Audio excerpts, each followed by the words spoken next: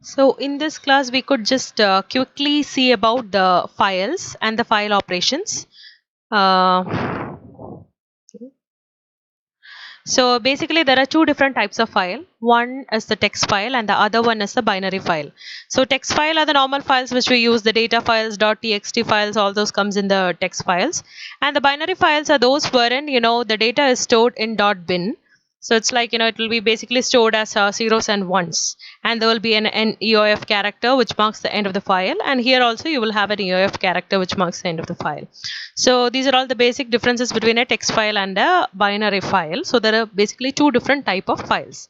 So in order to know about the difference between those two files, you could see a small example here. So we are storing the 768A in both the text file and as a binary file. So what is the major difference which you could see here? So when you look over to the text file, you could see 7 is stored separately, 6 is stored separately, 8 is stored separately, and A as a character is stored separately. But in the case of a binary file, you could see that 2 bytes, see here 2 bytes. So 2 bytes is basically stored for your 768 and A is stored separately. So 2 bytes, it's basically it's single 2 byte, A as a single character byte, it's like just a single byte for A. So this is how it is stored. So text file store data as a sequence of characters, and binary file store data as they are stored in primary memory. So in the case of in the form of zeros and ones. So that's what you could understand. Now there are various states for a file. So you could read into a file, read from a file, you can write into a file, and there can be error states. So these are all other various states of the file.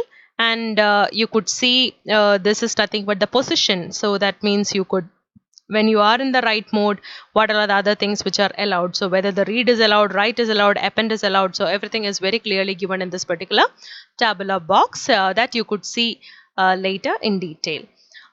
So what are the major file operations? So there are various file operations in which the first one is fopen, that means to open a file, and the close a file. These are the basic primary operations which you could perform. And then when you read a binary file, you can use this fgetc, getc, fgetus. So we have already used this fgetus and puts and all. Already we have used it in the earlier sessions itself. So you have a kind of an idea about how to use fgetters and fputs and all those stuff. And the next one is file positioning. That means if you want to move a bit, like fseek, ftel and all, frewind is there. So these are the basic file positioning operators where you want to seek or move the cursor to a particular position. So these are the various operations. So we could just see about the various text file operations here now. So the first one is, first thing which you have to understand while moving on with the any file operation is that when working with the files, you have to declare a pointer of type file, that is nothing but file star fptr. So star fptr, you know that what is a star fptr, so fptr is a pointer, and this pointer is pointing over to a file. So this pointer helps us to communicate between our program and the file. So that is what you have to understand.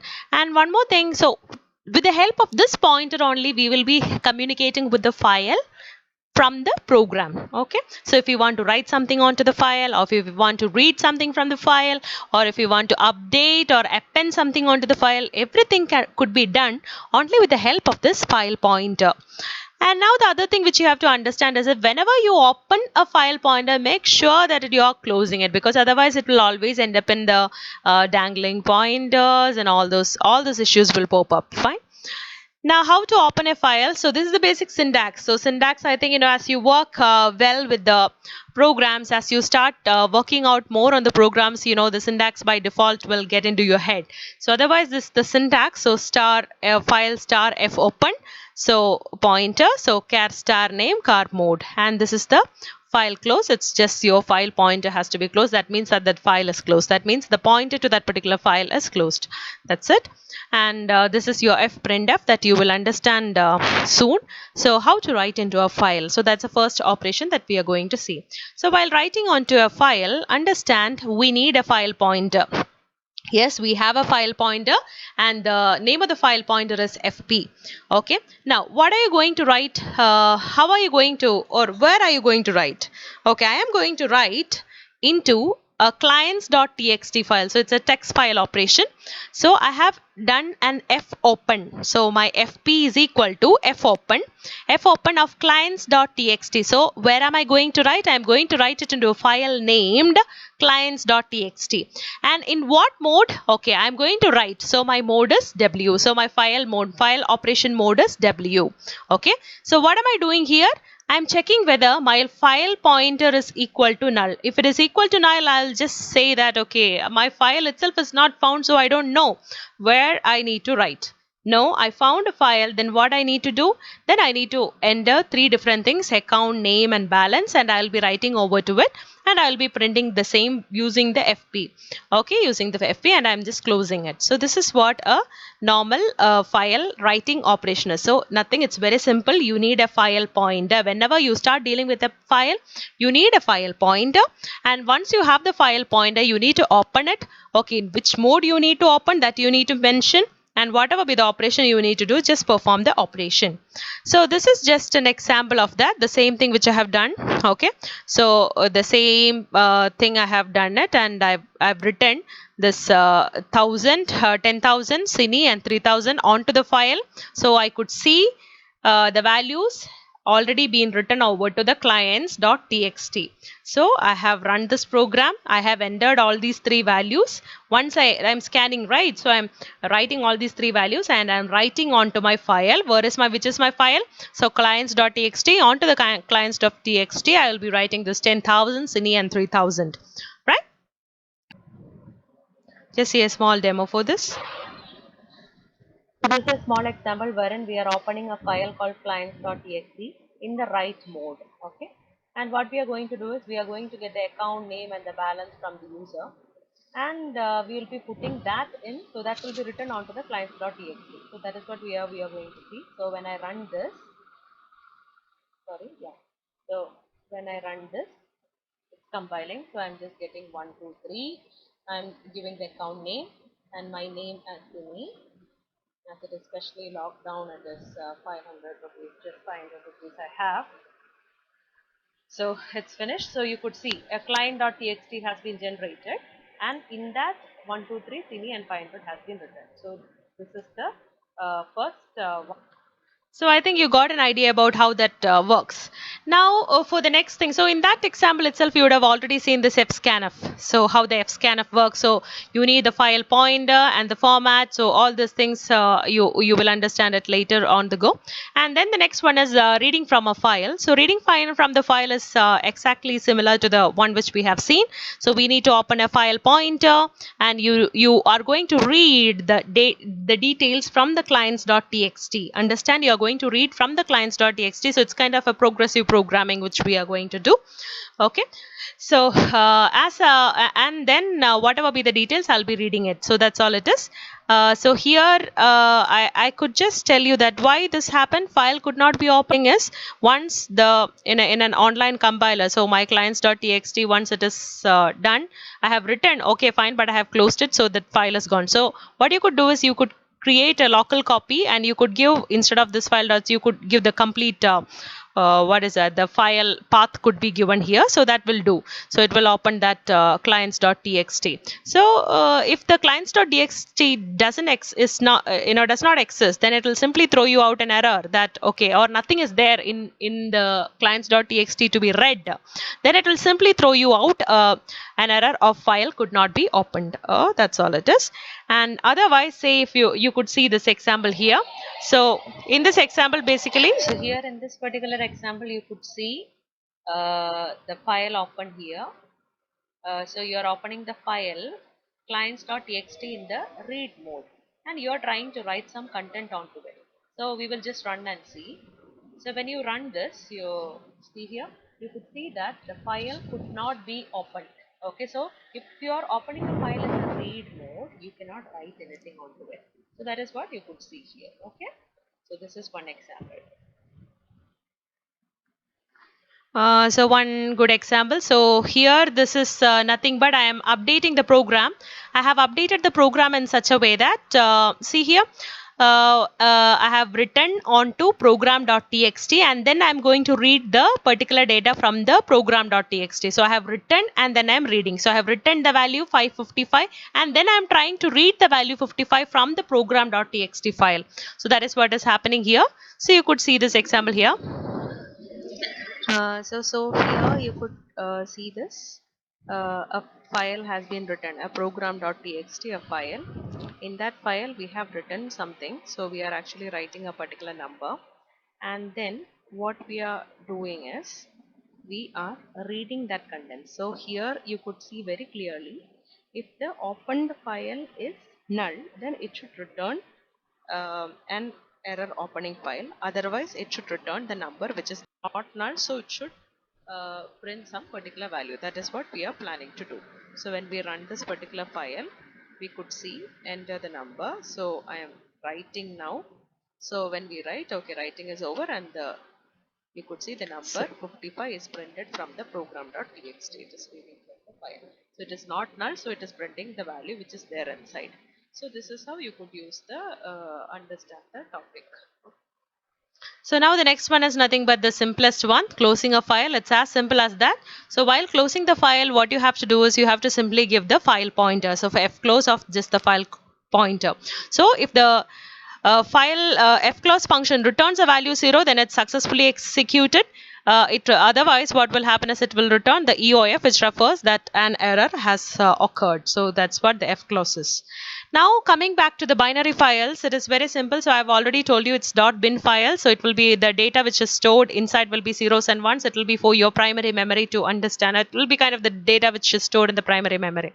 So reading and writing, it's all the same, but only thing is that, you know, for your fwrite in the binary file, you have a specific syntax to be followed. That is nothing but the address of the where the data has to be written, that has to be given.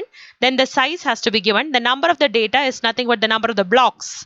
Okay, and the f pointer, the pointer which which you are planning to use has to be given very clearly. So this is how that's only difference, you know, in the fwrite. So here there is a small example which is given here. So you have two pointers here, but I think I have used only one pointer. So you could just have one pointer. So, and I have used a structure. So here I am using a structure in order to what is that, create as records. Okay, so I have created a structure variable here, my record, for the structure record. Okay, and what I have done is I have opened a file test.bin in what wb is nothing but the mode, which is nothing but the write mode for the binary. So that is nothing but wb. Okay, so and if it's not null, if it is null, then just print it is unable to open. Otherwise, what you are doing is you are actually calling the record 10 times. Okay, calling the record 10 times, and what are you putting? You are putting just the counter value. So what will be there in it? It will simply have 1 2 3 4 5 etc up to 10. That's all it is. And once you have then after that, what I'm doing is I'm closing this wf pointer. Even if you are using the same pointer, make sure that you are closing it after the writing. It is mandatory that you need to close it. Otherwise you cannot open two files with the at the same time in your program. Okay, with the same pointer, that's not possible. So, and then you are again opening it in the rb mode. What will be rb mode? It will be read of the binary, and then again the same thing. What am I doing? I'm just reading all the values from the file. So you could see that in my test dot, once I run it, so first is writing operation. So once I write, you could see your test.bin in this form. This is nothing but what? This is nothing but your binary file, and the binary file has got 1 2 3 4 5 6 10 something has written. So 10 numbers have written, and when you read it, you are getting the corresponding values from the as the output. So in this example, actually we are going to see about the binary file. So for that, what we have seen is we have created a structure. So a structure which gets three different values x, y, z, and this structure we are going to use in our program. So in our program, we have two file pointers, one is for writing and one is for reading, and we are using the struct rec. Rec is the structure, and this is nothing but the structure variable. Okay, so we have created a structure variable my record. So what we are doing here is we have opened a test.bin file. So for the binary files, we need binary files. So .bin extension with the WB mode. WB is nothing but the file usage for the binary files. Okay, so this is the mode. This is the mode for the binary file. So WB. Okay, so if it is not null, unable to open the file. Otherwise, what you are going to do is you are trying to call the records 10 times. 10 times. So so you have an f write in the f write you could see this my record. This is the address and this is the size and this is the number of the block. So here we have only one block and we are calling that block 10 times. Okay, and this is the file pointer which is used. So we are writing the particular data over to a binary file. We will not be able to see the file because it's binary, and then we are going to read it. I have used the same, I have closed it and using it here, so it acts like a different one. So I am opening it in RB. So RB is nothing but in the read mode. So in the read mode again I am doing the same thing, but I am reading it from the test.bin. Okay, so once I run it, you could see I am running the program now. Okay, so now you could see that in the test.bin I have 1 2 3 4 5 6 7 8 9 10. So 10 times I have run it. Okay, and then you could see here is less than or equal to 10 times, and you could see the red numbers from the test.bin. Okay, I have read 1 2 3 4 etc up to 10. So these 10 numbers I have actually written from the test.bin. So this is how it will work. So this is how the reading and the writing and the reading happens for the binary files. And the next one which we need to see is we'll just quickly see about the file positioning. So basically in the file positioning you have rewind, you have ftell, you have fseek. In that fseek is the most important one.